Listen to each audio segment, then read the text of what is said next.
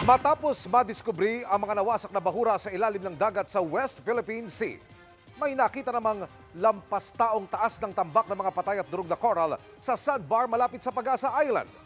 Pinaiimbestigahan na yan ng gobyerno. Nakatutok live si Joseph Moros. Joseph!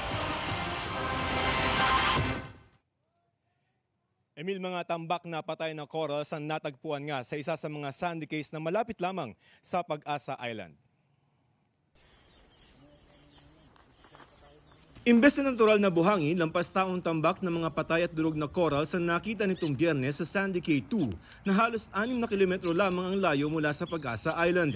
Malayong malayo sa white sand na makikita sa kalapit na Sandy Cay 1. Dalawa lamang sila sa 4 na Sandy Cays malapit sa Pag-asa na lahat ay animoy hinaharangan at binabantayan ng China Coast Guard at mga Chinese Maritime Militia.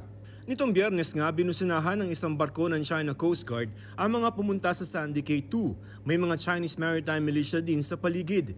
Ang pagkakadiskubre ng tambak na mga patay na coral sa Sandy Cay 2 ay kasunod lamang ng pagkakadiskubre rin ng mga patay ding corals sa Escoda Shoal at Rosul Reef. Dahil tinawag na political drama ng China ang pagkakabulgar sa patay na coral sa Rosul at Sabina, iimbestigahan muna ng National Task Force for the West Philippine Sea kung anong nangyari at anong kampo ang nasa likod ng pagtambak ng mga durog na coral sa Sandy Cay 2. Para masiguro natin yung ating magiging hakbang, the first thing we must do is due diligence. Mag-imbestiga po tayo at alamin natin kung ano pa talaga yung circumstances na nangyari.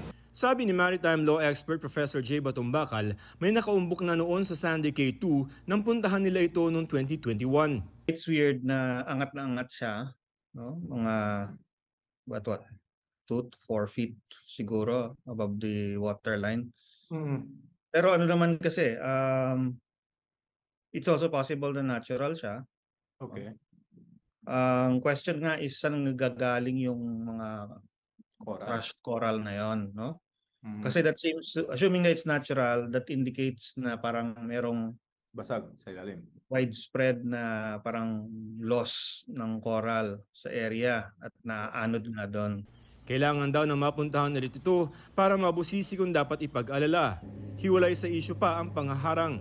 Para tuloy lumalabas, there's something they don't want us to see.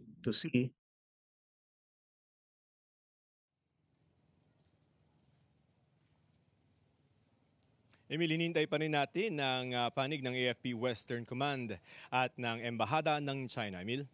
Maraming salamat, Joseph Morong.